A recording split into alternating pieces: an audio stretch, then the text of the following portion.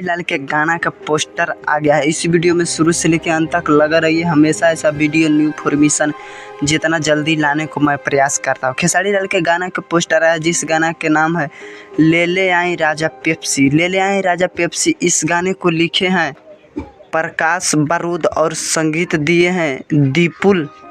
इस गाने को गाए हैं खेसारी लाल और शिल्पी राज। इस गाने की बात करें तो गाना तो धमाल और बवाल मचा सकता है।